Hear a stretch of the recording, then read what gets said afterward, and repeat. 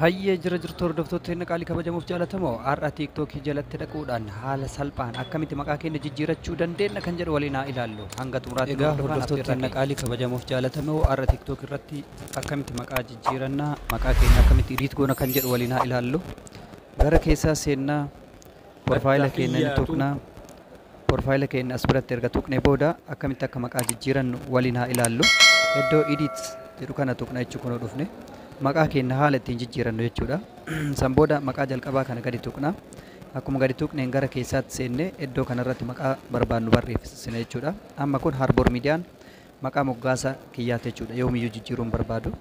Itti aanee maqaan as biratti username kan jedhu maqaa keessan sirrii asitti barreessitan jechuudha.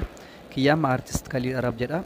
Gaduma tuqxanii san booda ni barreessitu kunoo gubbaa kanarratti. Haala kanaan jechuudha ji'a tokko gad jijjiiruun hin danda'amu yeroo takka yoo jijjiirtan jechuudha. Gara duubaa deebina irraa. Kana fakkaata maqaa keessan haala kanaan jijjiiradhaa.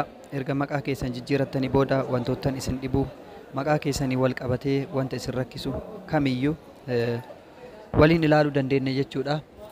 Akkuma san immootu namni maqaa jijjiiratee maqaa ofii sirna miidhagaa ta'een haala bareedaa ta'een akkamitti TikTok irratti eega jijjiirree booda ol ba'ee yoo jedhu fakkeenya mee gara gastii tokko deemee haa ilaallu. Kunoo asitti kiyya amma maqaan maal jedha? Already gubbarratti Harbour Miidiyaa jedha. Maqaa miidichaa hima. Maqaa istuudiyoo kiyyaa hima jechuudha. As biratti immoo maqaa kan koo hima jechuudha. Artist Khalil jedhee hima. Haala kanaan jijjiiruu dandeettan jechuudha. Viidiyoottan hedduun kawaa'ee sitingii waliigalaa asirratti hojjedhe hedduutu jira. Keessa seenatti ilaalaa. Keessa seenaa barnoota guddaa irraa argattu jechuudha. Fooloo gochuu hin irraanfatinaa. Viidiyoo dhayxanii laayik gochuu hin irraanfatinaa. Viidiyoottan as jalatti maxxanan hedduun isaanii barsiisoo, bashannansiisoo, bohaarsoodha jechuudha. Viidiyoottan kanneen hundaa ilaalaa kunoo isa kana torbee tokko odoon ga'ini 42,000 daawwate jechuudha. Nama 42,700 daawwate. Haala kanaan viidiyoo hundaa dhaqaa ilaalaa. Viidiyoottan isin fayyadan hedduutu jira jechuudha. Waa'ee rakkina TikTokii rakkinoottan gara garaa TikTokii irratti kan isin mudatan kamiyyuu haala salphaa ta'een dhayxanii achirraa barnoota gaarii argachuu dandeessu jechuudha. Isin jaaladha isin kabajaa hordoftoota teenya qaalii kabajamuuf jaalatamoo bakka jirtanitti ammallee nageenyi rabbanaa isin wajjin jiraatu. Achumaan viidiyoo keessa seenatti viidiyoo isinitti tole gadi tuqxu erga tuqxanii booda laayik gootu jechuudha.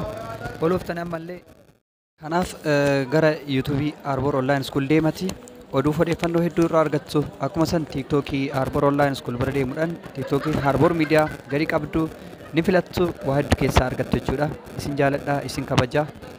Viidiyoottan hedduu viidiyoo barsiisoo bashannansiisoo istuudiyoo irrallee qabadhee kan isin dhiyaadhu ta'a jechuudha. Horaa bulaa deebanaa kabajaaf jaalalli mana Harbour Online School keessattii fi miidiyaa Harbour irratti walaa agarru isiniin jedha. Gama TikToktiinis gama YouTubeettiinis oduuf odeeffannoo kamiin waliin jirra.